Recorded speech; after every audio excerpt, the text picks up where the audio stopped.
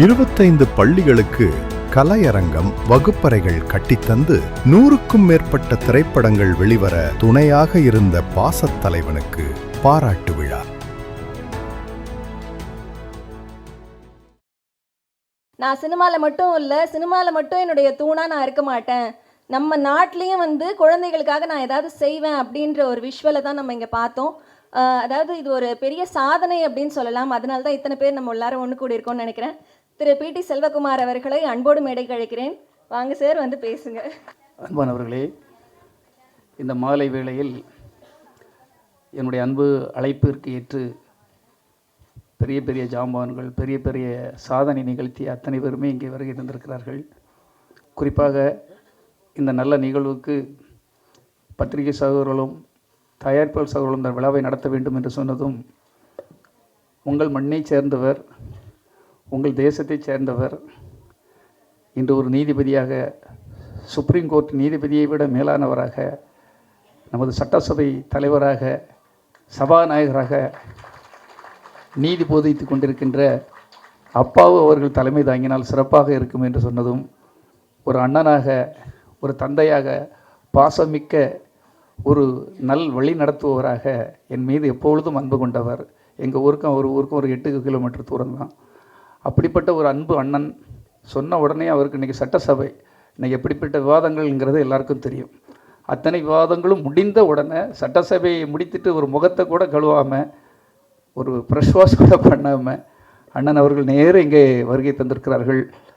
அப்பாவு அவர்கள் ஒரு வாழும் காமராஜராக, இந்த தேசத்துக்கு ஒரு முன்னுதாரணமாக, எளிமையின் மறு உதாரணமாக, ஒரு அந்த ஊர்லலாம் அவரை பற்றி சொல்லுவாங்க, அவர் நடந்து தான் போவாரும்பாங்க, காலில் செருப்பு பட மாட்டார்னு சொல்லுவாங்க.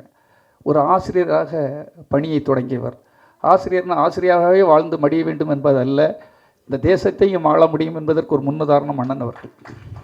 அதால் உழைத்தால் முடியும், உண்மையான உழைப்பாக இருக்கணும். சும்மா அதுக்காக காட்டு முராட்டித்தனமாக ஏதாவது உழைச்சிட்டு என்ன முன்னுக்கு வர முடியலன்னு சொல்ல முடியாது. அந்த உழைப்பில் நியாயம் இருக்க வேண்டும், அர்த்தம் இருக்க வேண்டும். அத்தனை அர்த்தத்துக்கும் பொருந்திய அருமை அண்ணனாக, என் தந்தையாக நான் பார்க்கின்ற அப்பாவா அவர்களை வருக என்று வரவேற்பதில் நான் சந்தோஷமடைகின்றேன். அதே போல் நான் பத்திரிகையாளராக வரும்போது வியந்த ஒரே ஒரு மனிதர் நக்கீரன் கோபால் அவர்கள் தான். எப்போ அவர் புக்கு வரனி கடையில் காவல் இருப்பேன் காலையில். ஏன்னா ஏதாவது ஒரு நல்ல ஒரு நாட்டுக்கு தேவையான புரட்சிகரமான சிந்தனை அந்த எழுத்துக்களில் இருக்கும். எதற்கு பற்றியும் பயப்படாத துணிச்சலுக்கு ஒரு மறு உதாரணம் யாருன்னா அண்ணன் நக்கீரன் கோபால் தான். ஒரு அரசாங்கமே ஒருத்தரை கண்டுபிடிக்க முடியல, பிடிக்க முடியல, அவர் எங்கே இருக்கார், எப்படி, ஒரு சிறு தடையும் கூட இல்லாத ஒரு சூழலிலும் ஒரு சவாலாக எடுத்துட்டு, துணிச்சலாக எடுத்துக்கிட்டு, அதான் அட்வென்ச்சரும்பாங்க, போய் அந்த வீரப்பனுடைய சகாப்தத்தை கண்டுபிடிச்சு கொண்டு வந்தார் பாருங்க. பெரிய கைத்தட்டல் கொடுங்க. ஏன்னா அவர் செய்கிறதெல்லாம் தேசத்துக்காக தான். இந்த நாட்டு மக்களுக்கு எங்கேயாவது ஒருத்தர் கஷ்டப்படுறாங்கன்னா அதை தோலிர்த்து காட்டுறது தான் அவருடைய வேலை. நெற்றிக்கண் திறப்பினும் குற்றம் குற்றம். அவருடைய பாட்டும் அப்படி தான் வரும். அவருடைய இதில் பார்த்தீங்களா, ஃபோன் பண்ணோம்னா நக்கீரா அப்படின்னு தான் வரும். அப்படி ஒரு சிந்தனை கொண்டவர் அவர். இந்த நிகழ்ச்சிக்கு இருந்தால் ஒரு பத்திரிகையாளருடைய ரெப்ரசன்டேட்டிவாக யார் இருந்தால் நல்லாக இருக்கும் என்று சொன்னதும் அண்ணன் நக்கீரன் கோபால் அவர்கள் எங்களுக்கு தோன்றியது. அண்ணன் அவர்களை வருக என்று வரவேற்பதில் மிக்க மகிழ்ச்சி அடைகிறோம். அடுத்தபடியாக தேவயானி மேடம் பாருங்கள், எப்போ பார்த்தாலும் ஒரு சிரிப்பு அவங்கக்கிட்ட இருக்கும், ஒரு எளிமை இருக்கும். அதாவது எத்தனை பேர் இருந்தாலும் சரி, எத்தனை ஆண்கள் அந்த இடத்துல சாதித்தாலும் சரி, பெண்களுக்கு முன்னுரிமை வேண்டும். பெண்களுக்கு கொடுக்கணுமா, கொடுக்க வேண்டாமா? பெண்கள் இல்லாத இடத்தில் வாழக்கூடாதுன்னு சொல்லியிருக்காங்க. பெண்களை மதிக்க வேண்டும். எல்லா இடத்துலையும் அவங்களுக்கு ஈக்குவலாக ஸ்டேட்டஸ் கொடுத்தா மட்டும் போது அந்த மேடையில் அவர்களை உட்கார, அதுக்கு அவங்க துணிச்சலானவங்க எந்த இடத்துக்கும் வருவார்கள். நம்ம கன்னியாகுமரியில் ஒரு சமத்துவ பொங்கல் நடத்தினோம். அத்தனை கூட்டத்தையும் சமாளித்தது பெரிய கூட்டம்.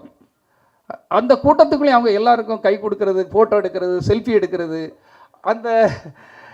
அது அவங்க ஒரு பின்வாங்கலை. அவங்க அந்த கூட்டம் தானே பிரமிச்சு போயிடுவாங்க, என்ன விட்டுருங்க நடிகைன்னு அப்படியே ஒரு மாதிரி ஒரு பெரிய பந்தா பண்ணுவாங்க. ஒரு 4 அடியாட்கள் மாதிரி சுற்றி பவுன்ஸு அதெல்லாம் வச்சுட்டு, இன்றைக்கி தெரியுமில்ல நடிகைகள்னால் அவங்க என்ன ஒரு இது வச்சுருப்பாங்கன்னு, அதெல்லாம் அவங்ககிட்ட இல்லை. எல்லாம் அவங்க சகஜமானவங்க தானே. அப்படி ஒரு இன்றைக்கும் ஒரு கிராமத்து பெண் போல தான், ஒரு சாதாரண நடுத்தர வர்க்கத்து பெண் போல தான் அவங்க வாழ்ந்துட்டு இருக்காங்க. நான் அந்த விழாவுக்கு வரணும்னு இப்போ தான் அங்கே வந்திருந்தாங்க. எனக்கே கேட்குறக்கு ஒரு மாதிரி இருந்து ஒரு வார்த்தை சொல்லலை. நானும் என் மனைவி போன உடனே என்னைக்கு சார் டேட் அப்படின்னாங்க. நான் வந்துடுறேன் சார், உடனே உங்களுக்கு உங்கள் நிகழ்ச்சினா நான் கண்டிப்பாக வருவேன் சார் அப்படின்னு சொன்னாங்க. அவங்களுக்கு நான் இந்த நேரத்தில் நன்றி சொல்ல கடமைப்பட்டிருக்கிறேன். அதே போல் இயக்குனர் பாக்யராஜ் அவர்கள், அப்பா, நான் பெங்களூரில் படிச்சுட்டு இருக்கும்போது பாதி நாள் கிளாஸுக்கு போகாமல் கட் அடித்தது சாருடைய படத்தை பார்க்குறக்காகவே அவ்வளோ கட் அடித்தேன். ஏன்னா அங்கே கன்னட மொழி தெரியாது. பெங்களூரில் படிக்கும்போது நான் லா படித்தேன். எனக்கு கன்னட மொழி தெரியாது. எங்களுக்கு முதல் கிளாஸ்லேயே போர் அடிக்கும். அப்படியே பின்னால் இருந்து 2 பேர் அப்படியே பரண்டுவானோ, அப்படியே வெளியே கிளம்ப லாவண்யா தேட்டரில் இது நம்மளால் ஓடிட்டுருக்கு போவோம் அப்படிம்பாங்க. கிட்டத்தட்ட 30 நாட்கள் அந்த படத்தை நான் பார்த்தேன். 30 நாட்கள் அவருடைய படத்தை இது நம்மால் அப்படி என்னைக்கு போனாலும் அது ரசிக்கும்படி இருக்கும். ஏன்னா அப்போ நாங்கள் ஃபஸ்ட் இயர் படிக்கிறோம். அப்படி இந்த மக்கள் ரசனைக்காக சாமானியர்களும் சந்தோஷம் அடைய வேண்டும், சாமானியர்களும் ரசிக்க வேண்டும். அதில் அவ்வளவு அர்த்தங்கள் இருக்கும், அவ்வளவு ஒரு நகைச்சுவை இருக்கும், ஒரு எளிமை இருக்கும், யதார்த்தம் இருக்கும். எல்லாமே அவருடைய படங்கள், எல்லா படங்களும் தான். அது அந்த 7 நாட்களாக இருக்கட்டும், வரிசையாக எந்த படத்தையுமே நீங்கள் குறை சொல்லுங்கள், எல்லாமே சில்வர் ஜூப்ளி. கிட்டத்தட்ட கணக்கு போட்டு பார்த்தேன் 25 படங்கள் சில்வர் ஜூப்ளின்னு நான் நினச்சி பாருங்கள். அவருடைய படத்துக்கு நான் ஒர்க் பண்ணியிருக்கேன். அவருடைய மேனேஜர் பண்ணேன். வேட்டியை மடித்து கட்டு படத்துக்கு அப்போ நான் ஒர்க் பண்ணேன். சார் அப்போ ரொம்ப பிஸியாக இருப்பாங்க. அப்போ நான் பத்திரிகையாளராக தான் அவர்கிட்ட பழக முடிஞ்சது. நான் ஜெமினி சினிமாவில் இருந்தனால எல்லாருக்கூடையும் பழகிறதுக்கு ஒரு நல்ல வாய்ப்புகள் கிடைச்சிது. அப்போது அவருடைய படங்களுக்கு நானும் ஒர்க் பண்ணியிருக்கேன். அதை நான் பெருமையாக இங்கே சொல்லிக் கொள்கிறேன். அதே போல் டைரக்டர் விக்ரமன் அவர் ஆஃபீஸில் தான் எனக்கு டைரக்டர் ஆகணுன்னு தான் எனக்கு ரொம்ப ஆசை. எனக்கு ரொம்ப ஆசையே டைரக்டர் ஆகணுன்னு தான். படிச்சுட்டு காலேஜ் படிச்சுட்டு லாயராக போகிறதுக்கெல்லாம் என்ரோல்லாம் பண்ணிட்டேன். ஆனால் எனக்கு போகிறக்கே மனம் இல்லை. ஏதோ இந்த சிறைச்சாலைக்குள்ளே பிடிச்சி கொண்டு தள்ளின போலே இருக்குது. சினிமா பக்கமே வரணும்னு ஆசையில் சினிமா பக்கம் வாய்ப்பு தேடும்போது பத்திரிக்கையில் சேர்ந்தேன். பத்திரிக்கையில் சேர்ந்த அப்புறம் பத்திரிக்கையில் இருக்க எனக்கு மனம் இல்லை. டைரக்டர் வீட்டுக்கு டெய்லி போவேன். கலா பிளாட்னு அவருக்கு ஒரு பிளாட் உண்டு, KK நகர்னு நினைக்கிறேன். சார் வீட்டில் போய் டெய்லி போய் நிற்பேன்.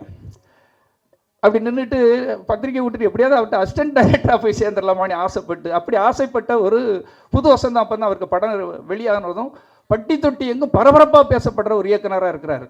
அப்போ லட்சுமணன் தான் அவர் நந்தி மாதிரி வெளியே இருப்பார். அது டைரக்டர் பார்க்க முடியாது. காலையில் அத்தனை மணிக்கு வாங்கன்னுட்டு லட்சுமணன் இப்பவும் அங்கே தான் இருக்கார். நான் எப்படியாவது கொஞ்சம் உடுப்பானே அவர்கிட்ட போய் கெஞ்சுவேன், போய் எப்படியாவது சாரை பார்க்க கூடு. அப்புறம் பத்திரிகையில் வந்ததும் பேட்டி எடுக்க ஒரு வாய்ப்புகள் கிடைச்ச பிறகு டைரக்டர் கூட பழகுக்கு வாய்ப்பு கிடைச்சது. சூரிய வம்சம் படம் நான் பிஸ்னஸ் பண்ணக்கூடிய வாய்ப்பு எனக்கு கிடைத்தது. அதாவது நாம ஒன்று நினைச்சா கடவுள் ஒன்று நினைப்பாங்களே. அதுக்கப்புறம் ஒரு அசைக்க முடியாத சக்தியாக வியாபாரத்துக்குள்ளே வரும். விஜய்க்கு PRO, விஜய்க்கு மேனேஜர், பல நடிகர்களுக்கு ஒரு எங்கே போனாலும் திரைக்கு பின்னால் எனக்கு ஒரு பெரிய ராசின்னு சொல்லுவாங்க. யார்கிட்ட போய் சேர்ந்தாலும் அவங்க பெரிய அளவில் வந்துடுவாங்கன்னு அப்படி ஒரு பெயரையும் புகழையும். அருமை நண்பர், நமது தமிழ் திரையுலகின் அசைக்க முடியாத நம்பிக்கை நட்சத்திரமாக இருக்கின்ற தயாரிப்பாளர், விநியோகஸ்தர், 5 ஸ்டார் ஆடியோ கதிரேசன் அவர்களை மேடைக்கு வருமாறு அன்போடு அழைக்கிறேன். 5 ஸ்டார் கதிரேசன் அவர்கள் பல திரைப்படங்கள் வெளிவருவதற்கு காரணகர்த்தாவாக இருந்த கதிரேசன் அவர்கள் இங்கே மேடைக்கு வந்திருக்கிறார்கள். அவர்களை வருக என்று வரவேற்கிறேன். அன்பானவர்களே, விக்ரமன் சார் பற்றி சொல்லும்போதுனா ஒரு ரொம்ப எளிமையானவர். அதாவது பூவே உனக்காகன்னு ஒரு படம் அவங்க பண்ணிகிட்டு இருக்கும்போது, பூவே உனக்காக படம் பண்ணிகிட்டு இருக்கும்போது நான் சௌத்ரி சார்கிட்ட ரொம்ப ஃப்ரெண்ட். அப்போ டெய்லி ஜெமினி சினிமா இருக்கனால மாடிக்கு கூப்பிடுவார். நல்ல முறுக்கு இதெல்லாம் சாப்பிட்டுட்டு இருக்கும்போது இப்படி பூவே உனக்காக கதையை கேட்டது மிரண்டு போய்ட்டு கதை, அதாவது ஷூட்டிங் முன்னாலே. அப்போ நான் அவர் மனசில் என்ன நினச்சிருக்காருன்னு தெரியாது. ஆனால் நான் சந்திரசேகர் சார்ட்ட நான் போய் சொன்னேன். நான் எப்போவுமே அதை கரெக்டாக செய்துட்டு இருப்பேன். சரியான படம் சார், அது சரியான கதை சார். அது எப்படியோ சந்திரசேகர் சாரும் அவங்க ஆஃபீஸுக்கே போய் அவங்க கூட பேசி அந்த படம் அப்படி தான் விஜய்க்கு கிடைத்தது என்ற அந்த உண்மை உங்களுக்கு தெரிய வேண்டும் என்பதற்காக சொல்லுகிறேன். எல்லோரும் பிறப்பில் பணக்காரர்களாக பிறக்க முடியாது. பிறந்த உடனே ஜெட்டில் மேலே போக முடியாது. அப்படி யாராவது போகிறாங்கன்னா தவறான வழிகளில் மேலே போகிறாங்கன்னு அர்த்தம். அப்படி தவறான வழியில் மேலே போகிறவங்க ஒரு நாள் கீழே வந்து தான் ஆகணும். உண்மையாக இல்லையா? உண்மையாக உழைக்கிறவங்க இன்றைக்கும் இருக்கிறாங்க. இந்த மேடையில் இருப்பவங்கெல்லாம் உண்மையாக உழைத்தவர்கள். சூரிய வம்சம் படத்தை 25 லட்ச ரூபாய்க்கு வாங்கி கொடுத்த அந்த படங்கள்லாம் எனக்கு தெரிஞ்சு ஒவ்வொரு ஏரியாவிலையும் 2 கோடி எக்ஸ்ட்ரா வசூல் பண்ணியிருக்குது. எத்தனை படங்கு? 10 மடங்கு லாபத்தை கொடுத்த ஒரு படம். அப்படிப்பட்ட இயக்குனர் யார்? அவரால் பூவை உனக்காக எடுக்க முடியும், சூரிய வம்சம் மாதிரி நல்ல கமர்ஷியல் ஜனரஞ்சம் படத்தையும் எடுக்க முடியும் என்பதற்கு ஒரே முன்னுதாரணம் நம்மளுடைய டைரக்டர் விக்ரமன் அவர்கள். அவர் இந்த விழாவுக்கு வந்தால் எனக்கு ரொம்ப சந்தோஷமாக இருக்குன்னு கேட்டேன். பாவம் உண்மையிலேயே அவருக்கு பல கமிட்மெண்ட், கதை கேட்குறாரு, இப்பவும் ப்ரொடியூஸ் பண்ணணும்னு நினைக்கிறாரு, எல்லா எண்ணத்தையும் விட்டுட்டு இங்கே வருகை தந்திருக்கிறாரு. அவர் வந்ததில் எனக்கு மிக்க மகிழ்ச்சி. அதே போல் ராஜசேகர் அவர் வந்து கிங் மேக்கர்னு ஒரு நிறுவனத்தை வச்சு கிட்டத்தட்ட ஒரு 1000 பேருக்கு வேலை கொடுத்துட்ருக்கிறாரு. 1000 பேருக்கு, 1-2 பேருக்கு இல்லை. அவரும் தயாரிப்பாளராக ஆக போகிறாரு. அவருக்கு பொண்ணுக்கு கல்யாணம் உடனே இங்கே ஒரு 10-25 பெண்களுக்கு நான் உதவி பண்ணணும் சார், எப்படியாவது ஒரு வாய்ப்பு தாங்க, காடு கொடுக்க வந்த மாதிரி அந்த பெண்களுக்கு உதவி பண்ணுவதற்காக இங்கே வருகை தந்திருக்கிறார். அப்படிப்பட்ட ஒரு நல்ல உள்ளத்தையும் இங்கே வருக வருக என்று வரவேற்று என்னோடு இருக்கின்ற பயணப்படுகின்ற இந்த துணைத் தலைவர் அருமை சகோதரர் மேலே பேசினார் இல்லையா, அவர் வந்து ஆரம்பத்தில் எந்த எதிர்பார்ப்பும் கிடையாது, கையிலேருந்து பணத்தை போடுவாரே தவிர துணைத் தலைவர்னு தான் பேர். ஒரு நாளும் நாங்கள் எதுவும் அவருக்கு உதவி பண்ண கிடையாது. எங்கள் கூட இருக்கிறாரு. நமது நந்தகுமார் அவர்களுக்கும், என்னோடு பயணப்பட்டு கொண்டிருக்கிற KP சிவா அவர்களுக்கும், அதே போல் என் மனைவி இங்கே வருகை தந்திருக்கிறாங்க பொன் செல்வி, என் மருமக மொத இந்த ஃபங்க்ஷனுக்கு வந்திருக்காங்க. எளிமைக்கு காட்டிடுங்க, எங்கள் மாமா முத்து, விமலா. ஏன்னா இந்த டைமில் தான் நான் எல்லாரையும் சொல்ல முடியும். அதே போல் என்னுடைய ஒவ்வொரு வெற்றிக்கும் என் கூட இருக்கின்ற மீனாட்சியாக இருக்கட்டும், டைமண்ட் பாபு அவர்களாக இருக்கட்டும். மீனாட்சி ஒரு தலைவர் மாதிரி, அவங்க ஒரு ஆட்டோ என்ன பெண்மணிமா, சிங்க பெண்மணி, வீர பெண்மணியுடைய தலைவர் அவர் எப்பவும் என் கூட இருப்பாங்க. அதே போல் டைமண்ட் பாபு ஆரம்பத்திலேருந்து என் கூட இருக்கிறாரு. நான் யாரும் என் கூட இருக்கிறவங்கள யாருமே விட்டு கொடுக்க மாட்டேன், கடைசி வரை என் கூடயே வச்சுருப்பேன். அவங்களுக்கும் மற்றும் PT செல்வகுமார் அவர்கள் ஒரு கேள்வி கேட்டாங்க, சினிமா துறையிலேருந்து எப்படி கலப்பை நிட்டு ஒன்று தூக்கினார் அப்படின்ட்டு. உள்ளுக்குள்ளே ஏதாவது ஒரு இயக்கம் இருக்கும் இல்லையா, சினிமாவில் நம்ம ஜெயிக்க முடியல, டைரக்டராக ஜெயிக்க முடியல, ப்ரொடியூசராலையும் புலியிலின்னுட்டு எடுத்து யாரோ செய்த பாவத்துக்கு நம்ம மாட்டிக்கிட்டுறோம். அப்போது நம்ம அடுத்த கட்டம் ஏதாவது பண்ணணும் போது அந்த சமுதாயம் மீது எனக்கு எப்பவும் அக்கறை உண்டு. அந்த அக்கறை தோற்று போகக்கூடாதுங்கிறக்காக தான் நான் உடனே எங்கேயோ ஒருப்பம் உழைப்போம், ஆனால் எங்கே இருந்தோ ஒரு பலன் கிடைக்கும். நான் வந்து தென் மாவட்டங்களில் செய்த வேலைகள்லாம் சக்ஸஸாக இருந்தது. எப்பவுமே ஒரு நேர்மையோடையும் சரியாகவும் பண்ணினா, யாரையும் ஏமாற்றாமல் வாழ்ந்தால் கண்டிப்பாக ஜெயிக்கலாம் என்பதற்கு வேறு யாரையும் உதாரணமாக கொண்டு என்னையே உதாரணமாக எடுத்துக்கிடுங்க. தொட்டதெல்லாம் எனக்கு அங்கேயும் வெற்றி தான். நான் ஜெயித்ததிலெல்லாம் என் மனைவி என் கூட இருப்பாங்க. ஒவ்வொரு இடத்துல இந்த ஒரு 3 மாதத்துக்கு ஒரு கட்டடத்தை கட்டி கொடுத்துரும். ஒரு கலைஞர் சும்மா எல்லாம் கட்ட முடியாது, உழைக்க ஏதாவது ஒரு வேலையை பார்த்து நம்ம இதில் தான் பேர் வாங்க முடியும். கல்வியில் தான் காமராஜர் பேர் வாங்கினார். அந்த கல்விக்காக தான் நம்ம உழைக்கணும்னு சொல்லி கிட்டத்தட்ட 25 கட்டடங்கள், வகுப்பறைகள் இதை பார்த்துருப்பீங்க. ரொம்ப கஷ்டம்தான், ரொம்ப போராட்டம் தான், வேறு எந்த வீட்லையும் பண்ண விட மாட்டாங்க. என் மனைவி இதுக்கு ஆதரவு தந்தனால தான் என்னால் பண்ண முடிஞ்சது. பிறந்தோம், வளர்ந்து விட்டோம், ஒரு மனிதனாக செத்து விடக்கூடாது என்பது என்னுடைய பயணம் மிக ரொம்ப கஷ்டத்தில் தான் போயிட்டுருக்கு. இப்போ தான் எனக்கு ஆறுதல் சொன்னார் அண்ணன், அப்பாவு நான் இருக்கேன் உனக்கு பயப்படாதேன்னு அந்த மேடையில் வச்சு சொன்னார். இப்போமா கையை பிடிச்சதை தான் சொன்னார். கண்டிப்பாக அடுத்த கட்டம் ஒன்று வந்திருக்கு. அன்றைக்கி நான் சிஎம் கூடால போய் உட்காருவேனே கனவுல கூட நினைக்கல. சிஎம் வந்து கூப்பிட்டு வந்து கிட்ட வேறு 2 பேர் இருக்கும்போது கூட அவங்கள எழுப்பிட்டு அவரை PT செல்வகுமார் உட்கார வைங்க அப்படின்னாரு.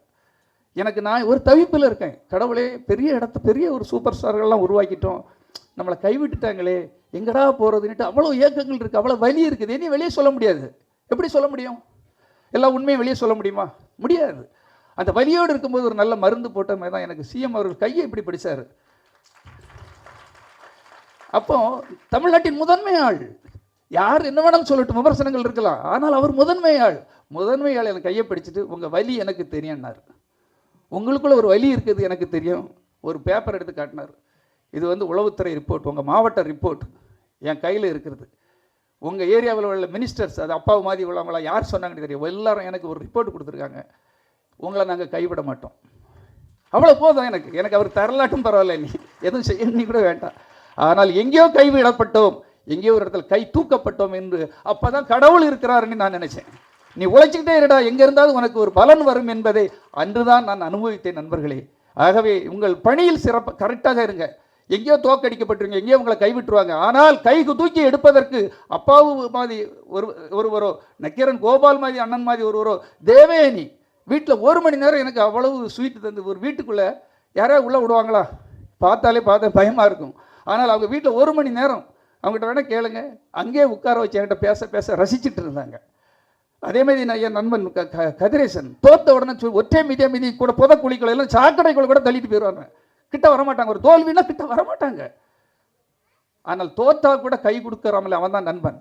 தோக்கும் போது கூட இருக்காம பாருங்க, அவன் மேன்மேலும் வெற்றி பெறுவான், அவன் கடவுளின் பிள்ளை என்பதை சொல்லிக்கொண்டு இப்படிப்பட்ட ஒரு நல்ல விழாவுக்கு நீங்களும் என் கூட இருக்கீங்க பாருங்க. இவ்வளோ கூட்டம் எப்படி வரும்? இவ்வளவு பேர் நீங்கள் வருகை தந்திருக்கிறீர்கள் என்றால் என் மீது வைத்திருக்கின்ற மரியாதை என்று தான் நினைக்கிறேன். அத்தனை பேருக்கும் நான் நன்றி சொன்ன போகாது, எப்பொழுதும் உங்களோடு இருப்பேன் என்பதை தெரிவித்துக் கொண்டு நன்றி கூறி விடைபெறுகிறேன். நன்றி, வணக்கம்.